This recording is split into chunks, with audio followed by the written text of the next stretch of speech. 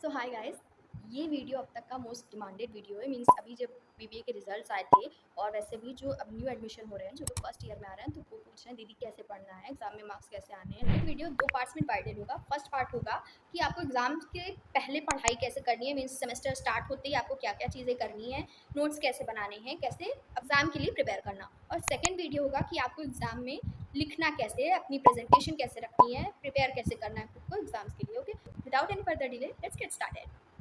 First point is writing habit. Writing habit एक ऐसी चीज़ है जो मैंने यूट्यूब पे भी, लाइक अगर मैं किसी का वीडियो देखती थी तो उतनी बात कोई नहीं किया है राइटिंग हैबिट पर, कि बच्चों के अंदर एक राइटिंग हैबिट होनी चाहिए ताकि एग्जाम में उनको प्रॉब्लम ना हो, उनकी स्पीड मेंटेन रहे।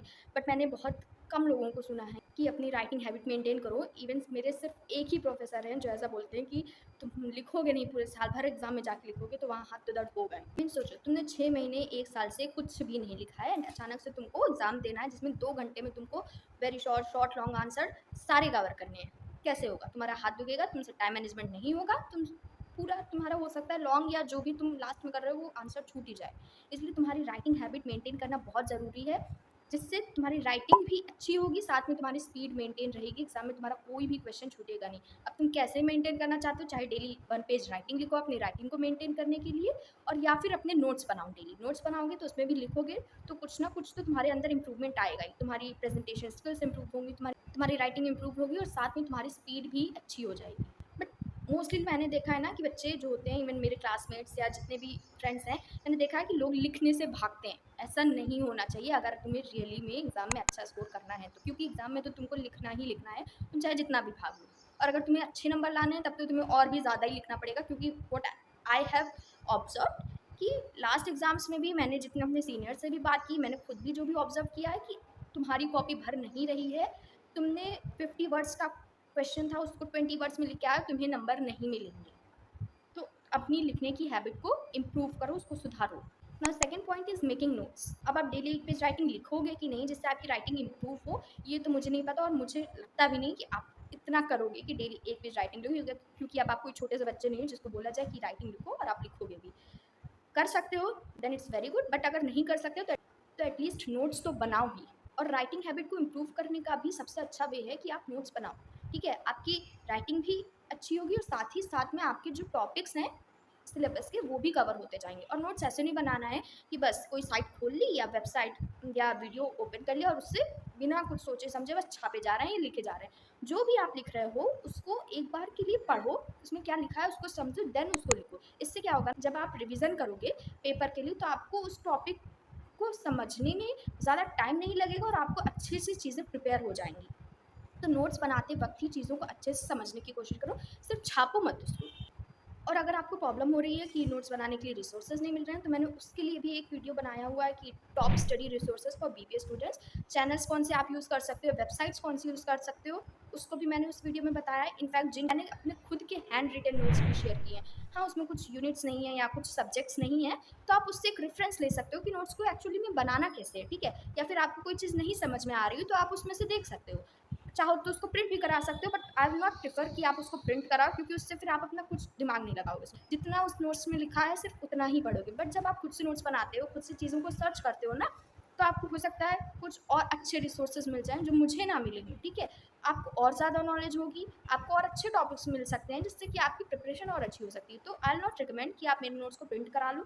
हाँ, अगर अगर आपने कुछ पढ़ा ही नहीं है पूरे साल और एग्ज़ाम के 3-4 दिन पहले या 1 हफ्ते पहले पढ़ रहे हो, उसके लिए मैं प्रेफर करूँगी कि आप नोट्स से पढ़ सकते हो। अदरवाइज आपको अपना नोट्स खुद ही प्रिपेयर करना चाहिए ना। Third and the most important things is previous year questions ना। अब आप अगर यूनिवर्सिटी एग्जाम दे रहे हो या कोई कॉम्पिटिटिव एग्जाम दे रहे हो, कोई भी टाइप का एग्जाम हो, प्रीवियस ईयर क्वेश्चंस बहुत ज़्यादा इंपॉर्टेंट होते हैं।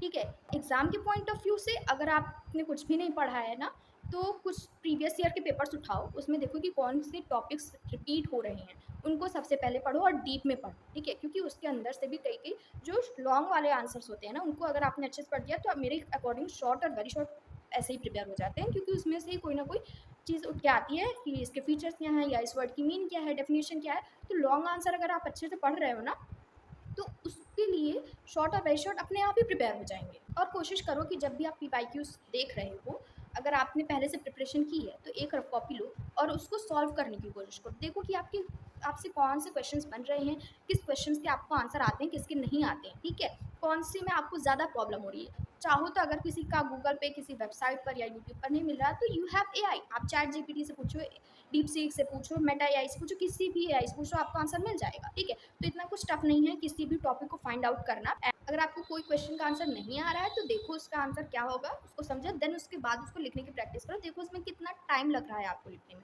आप सही टाइम में कर ले रहे हो, जो भी आपका पेपर पैटर्न आता है, लाइक मेरा जो है वो 2 घंटे का पेपर होता है, उसमें वेरी शॉर्ट और लॉन्ग क्वेश्चंस में पेपर डिवाइड होते हैं, section A, section B and section C. So उसके अकॉर्डिंग मुझे टाइम मैनेज करना है कि आधे घंटे में मुझे सारे सेक्शन ए के क्वेश्चंस कंप्लीट करने हैं, लास्ट में मुझे लॉन्ग के लिए 40 मिनट्स चाहिए ही चाहिए, ठीक है?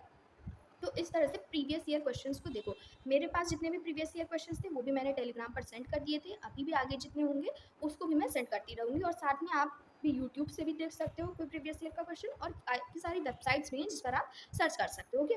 तो प्रीवियस ईयर क्वेश्चंस को बिल्कुल भी मत भूलना।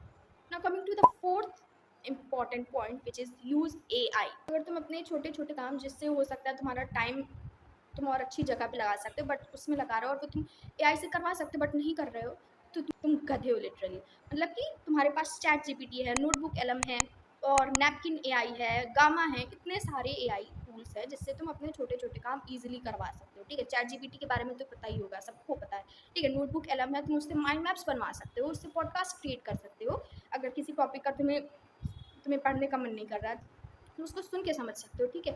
तो इस तरह से ना एआई का यूज़ करो अपनी पढ़ाई में, ठीक है? हो सकता है इमेज जनरेशन के लिए करते हो, मीन्स एंटरटेनमेंट के लिए करते हो, लेकिन अगर पढ़ाई के लिए सीरियस हो ना तो उसमें भी कर सकते हो। किसी चीज़ को जब हम विजुअल्स में देखते हैं ना तो वो चीज़ हमें ज़्यादा जल्दी याद हो जाती है रादर देन उसको टेक्स्ट में पढ़ने से, ठीक है? तो अगर विजुअल से क्रिएट करके तुम पढ़ सकते हो तो उससे पढ़ो, ठीक है? और रिवीजन के लिए तो ना आई विल से कि ये बेस्ट चीज़ें हैं, तुम उससे क्वेश्चंस भी प्रिपेयर करवा सकते हो कि मुझे इस टॉपिक में से या ये मेरा सिलेबस है उसको अपलोड कर दो और बोलो कि इसमें से मुझे क्वेश्चंस बना कर दो जो कि इंपॉर्टेंट हो सकते हैं, उसमें से क्वेश्चंस आएंगे, तुम उसको भी सॉल्व करके प्रिपेयर कर सकते हो अपने एग्जाम के लिए। और अगर तुमको इस पर डिटेल्ड वीडियो चाहिए कि एआई का यूज़ कैसे कर सकते हैं तो कमेंट में लिख देना yes, I will make a detailed video on that also. यहाँ पर एंड होता है हमारा फर्स्ट पार्ट कि तुमको पेपर से पहले क्या करना है, ठीक